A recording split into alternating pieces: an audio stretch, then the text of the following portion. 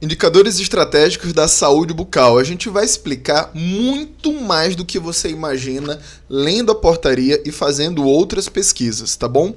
Então, meu nome é Jamerson Ferreira, sou criador de conteúdo digital e consultor em saúde aqui para o canal Descomplicando a Saúde Coletiva. Engaja comigo, fica até o final, mas antes de passar para o próximo momento, deixe logo o seu like, a sua curtida, senta o dedo aí no like, se inscreva aqui no canal e também nos siga aqui no Instagram, nessa conta aqui em cima, Jamerson 2SON_J, tá bom? Fez isso, vamos direto pro conteúdo, a gente vai mostrar que a gente consegue fazer muita coisa e também trazer novas informações, tá bom? Então a primeira coisa é a seguinte, essa perguntinha ela vale ouro, tá? Quais são as equipes que serão avaliadas por esses indicadores? Primeiro, vão ser as equipes modalidade 1 e modalidade 2, que valem 40 horas, tá? E são aquelas equipes já pagas pelo Ministério da Saúde. Equipe que o município criou e que ainda não está homologada, não entra para os indicadores.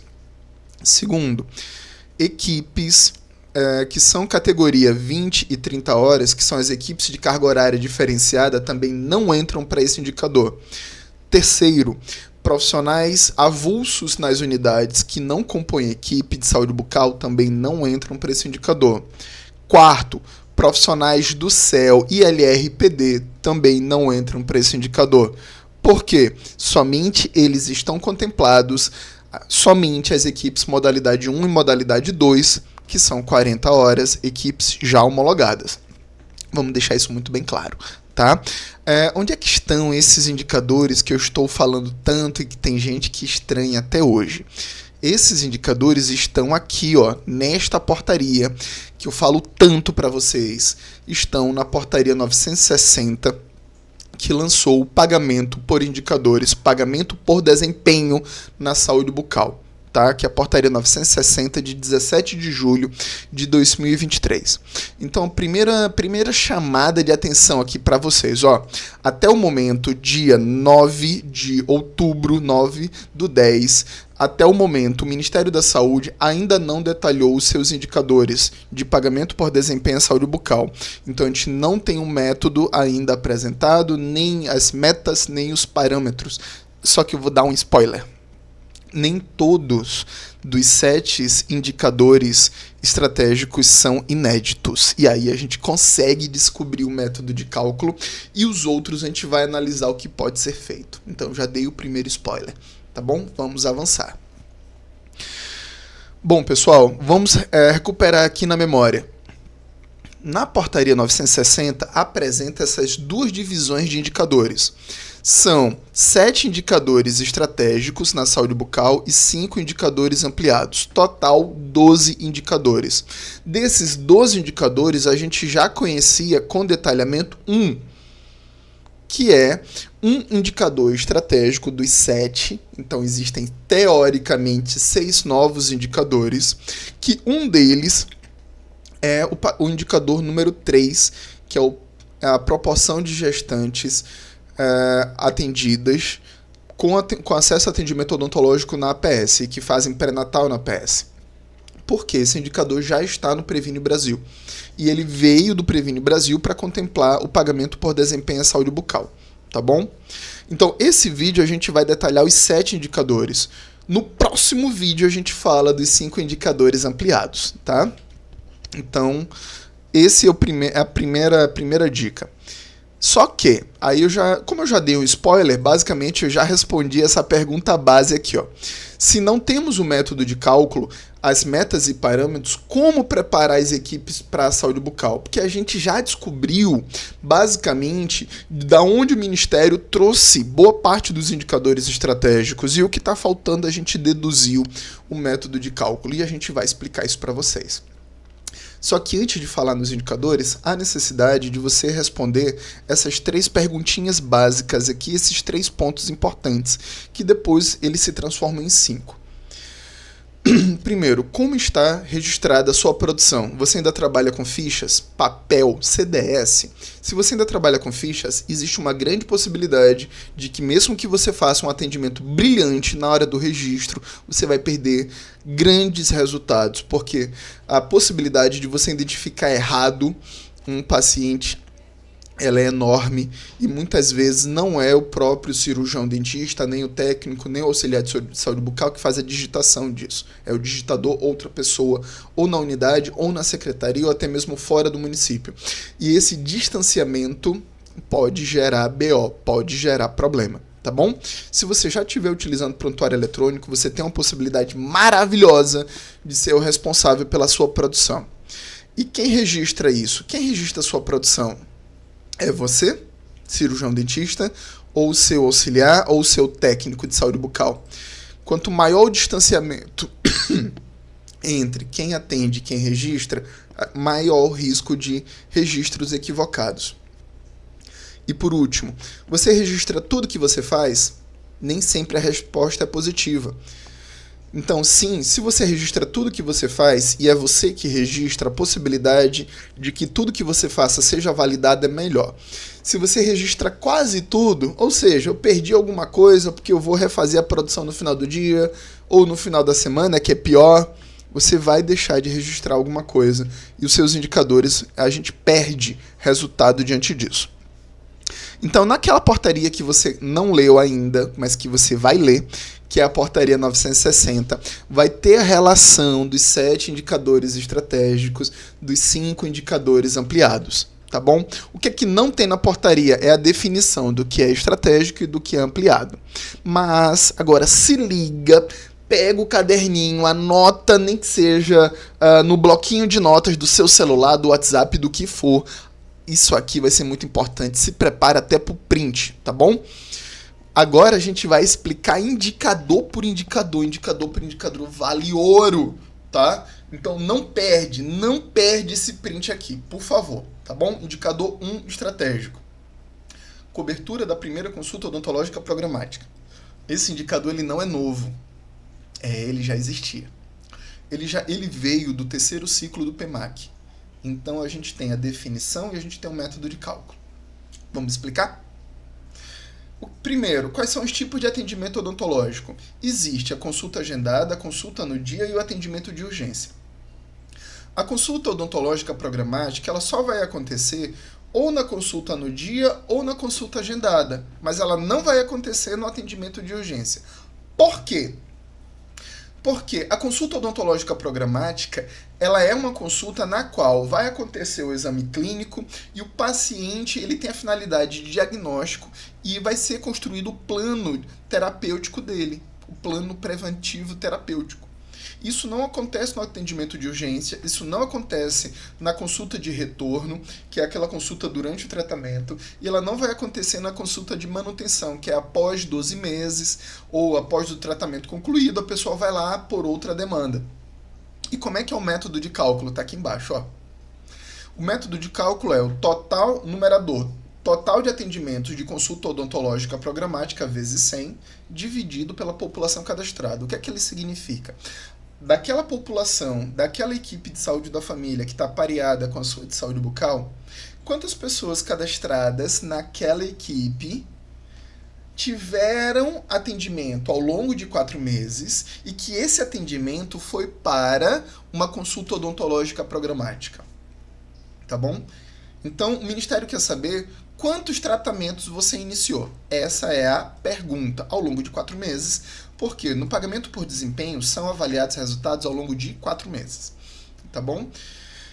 Segundo indicador estratégico, é uma razão. Se é uma razão, é uma divisão, não tem vezes 100, tá? É a razão entre tratamentos concluídos, que é o numerador, quantas pessoas você concluiu o tratamento ao longo de 4 meses, naqueles 4 meses, dividido pelo número de tratamentos iniciados, que são as primeiras consultas odontológicas programadas, tá bom? Então a gente já tem o numerador e o denominador, a gente já tem o método de cálculo, ok? Então muito bom esse segundo indicador, porque ele vai nos dar uma ideia se a gente está terminando aquilo que a gente inicia, tá bom?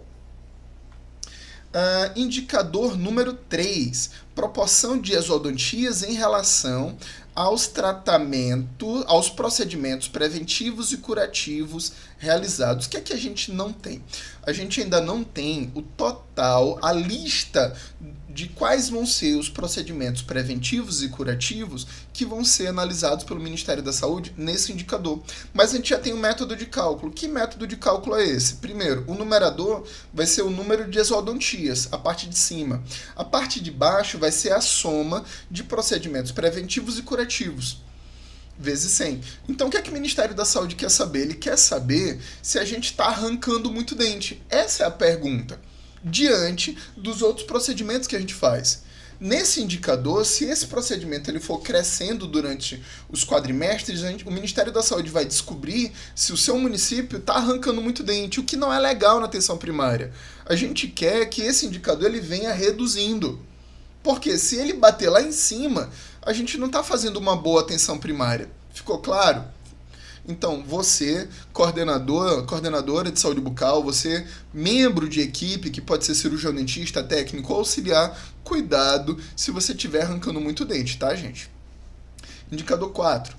Proporção de gestantes com atendimento odontológico realizado na APS em relação ao total de gestantes. Esse indicador a gente já conhece com intimidade, porque esse indicador ele veio do Previne Brasil. Então não tem nenhuma novidade. O numerador é o total de gestantes atendidas pela saúde bucal dividido pelo total de gestantes cadastradas e identificadas na APS. Tá bom? E da onde vai vir isso? Dos dados do eSUS ou dos dados do seu prontuário eletrônico, tá bom? Indicador 5, proporção de pessoas beneficiadas com a ação coletiva, escovação dental supervisionada, dividido pelo total de pessoas cadastradas. Aqui a gente vai entender o seguinte, eu vou só reduzir um pouquinho aqui a minha câmera, para colocar todo o texto para vocês. O numerador ele não vai vir da ficha de atendimento odontológico individual e ele também não vai vir do PEC. Ele vai vir da ficha de atividade coletiva. Na ficha de atividade coletiva vai ter essa descrição dessa atividade coletiva. Lembrando, tudo que é atendimento coletivo e tudo que é procedimento coletivo, no verso da ficha, ou seja, na parte de trás da ficha, tem que ter o detalhamento dos participantes, a identificação dos participantes. Cartão SUS ou CPF, data de nascimento e sexo, por pessoa que participou dessa atividade coletiva, tá bom? Então, como calcular? Número de pessoas nas atividades de escovação dental supervisionada. Então, a sua equipe vai ter que sair do consultório odontológico e trabalhar atividade coletiva, tá bom? Dividido pelo número de pessoas cadastradas aí na equipe, ok? Indicador 6. Proporção, esse indicador já está dando o que falar, tá bom? Por quê? Não existe na ficha de atendimento individual odontológico e não existe no PEC um campo que você identifica que a pessoa é usuário do Bolsa. Como é que vai se dar a construção desse indicador 6? Está todo mundo arrancando os cabelos. Vamos explicar. Primeiro vamos ler. Proporção de crianças beneficiárias do Bolsa Família com atendimento odontológico realizado na APS em relação ao total de crianças beneficiárias do Bolsa. O que é que ele quer saber? É o acesso dessas crianças ao atendimento odontológico. Como é que é o método de cálculo? Número de crianças beneficiárias do Bolsa com atendimento odontológico na atenção primária dividido pelo total de crianças beneficiárias do Bolsa vezes 100, que é uma proporção. Da onde vai vir essa informação? Essa informação do Bolsa, ela vai vir do mapa de acompanhamento do Bolsa Família, porque os ACS recebem esse mapa, e essas crianças elas são identificadas no cadastro individual, tanto ou pelo cartão SUS ou pelo CPF, e tem que pedir o NIS, que é o número de identificação social. Então, quando o ACS vai lá fazer a busca das famílias pela condicionalidade do Bolsa, encontrou uma criança, vai ter que dizer, olha, você vai ter que ser atendido pela equipe de saúde bucal. Essa é a novidade, tá bom? Então, da onde vai vir o seu público cirurgião dentista? Vai vir dos mapas de acompanhamento das condicionalidades do Bolsa, que são entregues aos agentes comunitários de saúde. E quando eles encontrarem uma criança, né, menor do que 12 anos, porque a partir de 12 é adolescente, eles vão ter que enviar para atendimento odontológico. Tá? Então tem que ser menor do que 12, porque pelo ECA, a partir de 12 já é adolescente, tá bom?